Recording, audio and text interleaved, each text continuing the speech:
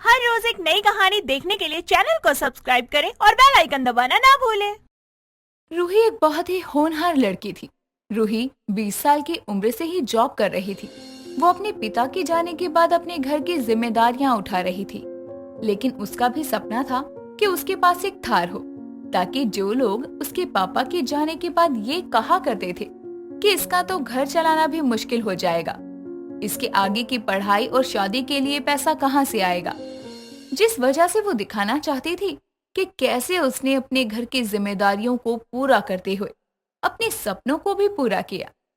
रूही अपने पापा के जाने के बाद घर को काफी अच्छी तरह से संभाल रही थी और वो अपनी माँ रमा से भी बहुत प्यार करती थी। लेकिन अब उसकी शादी की उम्र भी हो गई थी। एक रोज रूही किचन में एक काम करते हुए अपनी माँ रमा से कहने लगी, माँ, मैंने अब तक अपने घर की जिम्मेदारियों को बखूबी निभाया है, लेकिन अब मैं अपने सपनों को पूरा करना चाहती हूँ। हाँ हाँ, किसने मना किया है तुझे अपने सपनों को पूरा करने से? हाँ तो माँ, मुझे भी ना एक थार लेनी है, ताकि मैं उन लोगों को बता सकूं जो पापा के जाने के बाद ये कहते थे कि ये अपने घर की एक वक्त की रोटी भी जुटा लें, वही बहुत है। लेकिन आज भगवान ने हमें बहुत कुछ दिया है। वैसे ये थार कितने की है जिसमें तू अपनी माँ को घुमाने वाली है? बस माँ, ज्यादा नहीं, 17 लाख की है, और उसे खरीदना हर किसी के बस की बात नहीं। इतनी महंगी? इतने में तो मैं तेरी 2 बार शादी करवा दूं। 17 लाख? तेरी शादी के लिए भी अभी पैसे चाहिए। ये सपना छोड़ देखना और शादी के लिए पैसे जमा कर ले। माँ, उसके लिए भी पैसे हो जाएंगे, मैं कमा तो रही हूँ ना, आप टेंशन क्यों लेती हो? प्लीज ना माँ, मेरे सपनों का क्या? लेकिन बेटा ये बहुत महंगी है, बाकी तू देख ले। रूही अपने घर के साथ अपने सपनों के लिए जी तोड़ मेहनत करती है और ऑफिस टाइमिंग के बाद भी घर ऑनलाइन काम करती है, जिससे भी उसकी अच्छी खासी इनकम हो जाया करती थी। कुछ ही सालों में वो अपने सपनों की कार थार ले लेती है, जिसे देखकर रूही की माँ रमा भी बहुत खुश थी और वो अपनी बेटी रूही से कहती है, मैंने अपने बच्चों को जितना काबिल बनाया उससे कई गुना बढ़कर उन्होंने होनहार बनकर दिखाया है। ये सब आपकी बदौलत हुआ है माँ, क्योंकि आपका आशीर्वाद जो मेरे साथ है।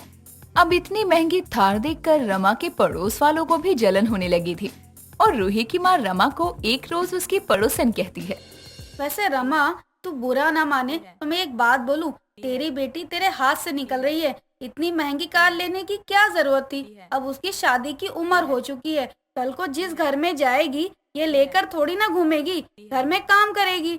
और लड़का थोड़ी है, वो लड़की है। क्यों? लड़कियां कार नहीं चलाती? लड़कियां आगे नहीं बढ़ सकती?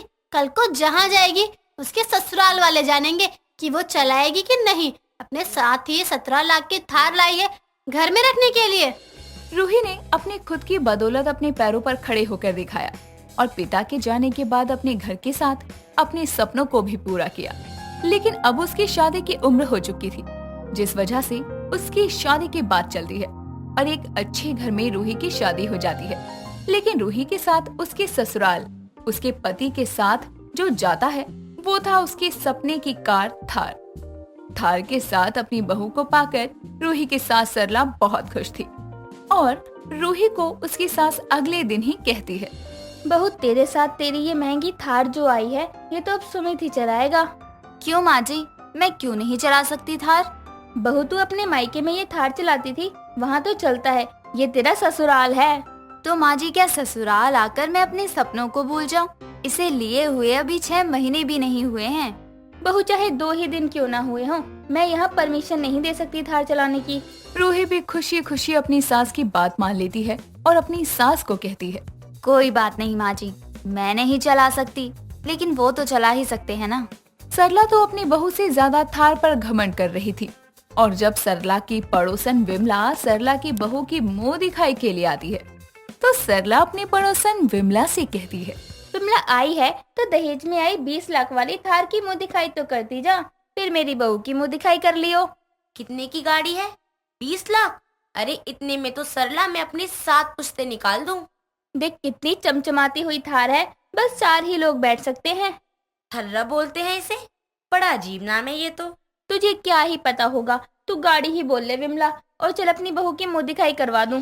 अब जैसे ही विमला सरला की बहू रूही की मुंह दिखाई करती है, वैसे ही विमला रूही से कहती है, बहू तो तेरी सरला बड़ी सुतरी है, बिल्कुल थर्रा की तरह।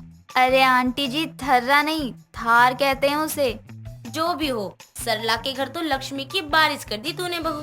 हाँ हाँ, तू तो ऐसे कह रही है जैसे इसके आने से पहले मेरे पास कुछ था ही नहीं। मैंने तो ये भी सुना है तेरी बहू थार भी चलाती है। बहू कभी मार्केट सब्जी लेने जाना हो ना तो मुझे ले चलियो, मैं भी तो देखूं कैसा लगे है इसमें बैठकर 20 लाख की गाड़ी में। हाँ चलाती थी, लेकिन ये इसका ससुराल है। विमला तू क्यों भूल जाती है? रूही को उसकी सास सरला कार चलाने से मना करती थी, लेकिन रूही नहीं चाहती थी कि वो अपनी थार चलाने को लेकर घर में कलेश करे। इसके लिए वो कुछ भी नहीं बोलती थी अपनी सास सरला को। कुछ देर बाद शाम को सरला अपनी थार को देख रही थी कि तभी एक बच्चा आकर उसे छूते हुए सरला से कहता है, आंटी ये थार किसकी है? आपकी तो शक्ल सही नहीं है, इतना तो मुझे भी पता है, फिर किसकी है? चाहता है कि अभी बताऊं? मेरी शक्ल पर लिखा है कि ये मेरी थार है भी या नहीं। अब जैसे ही वो बच्चा जाता है, सरला घर में भनभनाते हुए आती है। ना जाने आजकल के बच्चों को तो तमीज सिखाते ही नहीं है। उनके माँ बाप कुछ भी बोलकर चले जाते हैं, ये भी नहीं देखते उनसे उम्र में बड़ी हूँ। इतना बोलते हुए जैसे ही सरला हॉल में आती है, अचानक वो गिर जाती है और रूही सरला की आवाज सुनकर अपने कमरे से निकलकर अपनी सास के पास ही आ रही थी। लेकिन सरला को गिरा हुआ देखकर वो बहुत घबरा जाती है, क्योंकि सरला को अटैक आया था। और ये देखकर रूही अपने पति को फोन मिलाने लगती है, लेकिन वो फोन काट देती है और अपने कमरे में जाती है और अपनी सास को विमला आंटी की मदद से अपनी थार में बैठाकर हॉस्पिटल ले जाती है। और सरला की हालत देखकर डॉक्टर भी रूही से कहते हैं, सही समय पर आपने इन्हें हॉस्पिटल पहुंचाया है। ये इनके लिए बहुत ही रिस्की हो सकता था, क्योंकि पिछले महीने ही इन्हें अटैक आया था। अब जैसे ही बात सरला को पता चलती है, तो वो अपनी बहू को बुला कर कहती है, बहू मैं गलत थी। मुझे लगा लड़की शादी के बाद घर तक ही सिमट कर रहे तो ही अच्छी लगती है, लेकिन मैं गलत थी। अब से तू थार चला सकती है, क्योंकि अगर तू नहीं होती तो शायद मैं भी नहीं होती।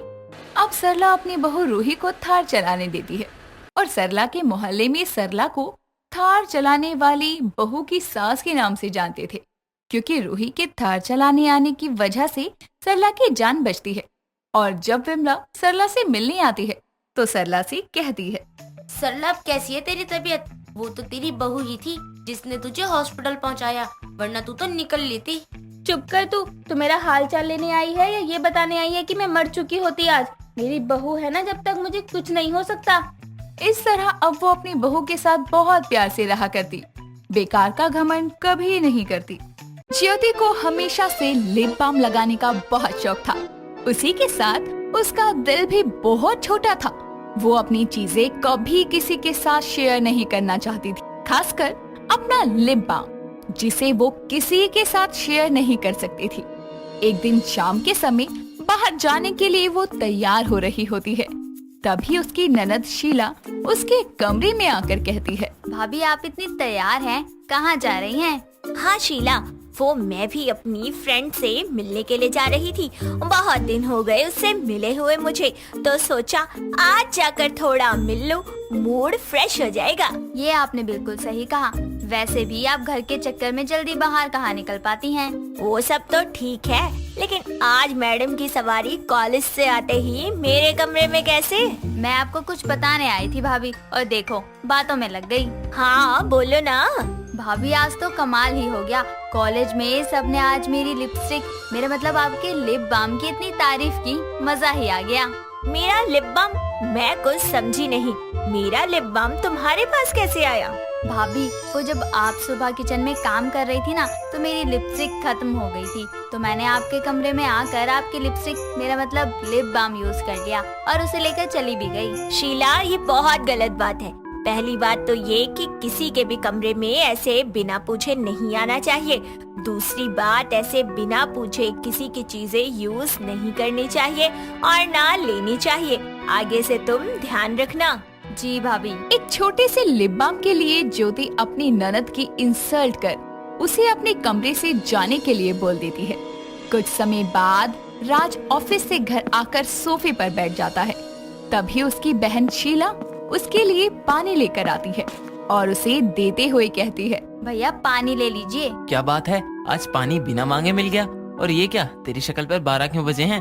आज कॉलेज में ज्यादा डांट पड़ गई क्या टीचर से? नहीं भैया, ऐसी कोई बात नहीं है, कॉलेज में कुछ हुआ ही नहीं है। कोई और बात? ऐसा नहीं है भैया, बस थोड़ी तबीयत खराब है। ओके, अब तू एक काम और कर दे, मेरे रूम में जाकर मेरा लैपटॉप ले आ। भैया और कोई काम हो तो बोल दो, बस अपने रूम में जाने के लिए मत बोलो। इतना कहकर शीला वहाँ से चली जाती है, जिस पर नाराज होकर वो खुद ही अपने रूम में जाता है, जहाँ ज्योति आराम से बैठकर टीवी देख रही होती है। तभी राज ज्योति से कहता है, यार इस घर में कोई मेरी बात ही नहीं सुनता है। क्या हो गया राज जी, आप क्यों इतना गर्म हो रहे हो? कुछ नहीं यार, मुझे काम करना था। मैंने शीला को बोला कि जाकर मेरे रूम से लैपटॉप ले आ, वो मना करके वहाँ से चली गई। अच्छा हुआ, मेरी बात पहले ही समझ आ गई। मैंने ही उसे कमरे में बिना पूछे आने के लिए मना किया था, इसी वजह से वो नहीं आई होगी। तुम पागल हो, तुमने मेरी बहन को मेरे ही रूम में आने के लिए क्यों मना किया? क्योंकि उसने मुझसे बिना पूछे मेरा लिप बाम यूज किया, ऊपर से उसे लेकर भी चली गई। और आपको पता है मेरा एक लिप बाम कितना महंगा आता है, और मैं अपना लिप बाम किसी से शेयर नहीं करती। तुमने एक छोटे से लिप बाम के लिए मेरी बहन को इतना सुनाया?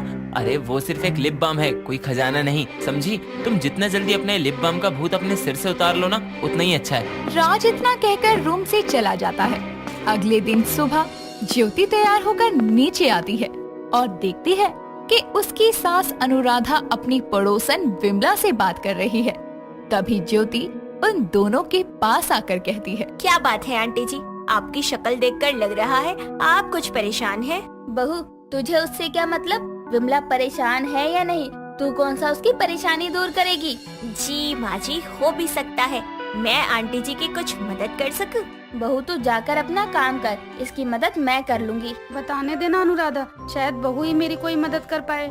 ये लोगों का दिमाग खराब करने के सिवा और कुछ नहीं कर सकती, तू जा यहाँ से। नहीं बहू, तू रुक, मैं तुझे बताती हूँ। बहू, इस गर्मी के मौसम में जो लू चलती है ना, उसके चलते मेरे होंठ फट गए हैं, जिसकी वजह से मैं जब भी अपने होठों पर लिपस्टिक लगाकर उन्हें छुपाने की कोशिश करती हूँ तो मेरे होठों से खून निकलने लगता है और बहुत दर्द होता है। मुझे समझ में ही नहीं आ रहा कि मैं क्या करूँ और क्या लगाऊं। आंटी जी, बस इतनी सी बात, आप एक काम करिए, आप कुछ दिनों के लिए लिपस्टिक की जगह लिप बाम लगाइए और देखिए दवा की जरूरत नहीं पड़ेगी, आपके होठ एकदम कोमल और सुंदर हो जाएंगे। सच में बहू, ऐसा हो सकता है? लेकिन बहू, वो तो बहुत हल्का लगता है। जी आंटी जी, लेकिन मुझे लिप बाम लगाना बहुत पसंद है, मुझे लिपस्टिक पसंद नहीं है।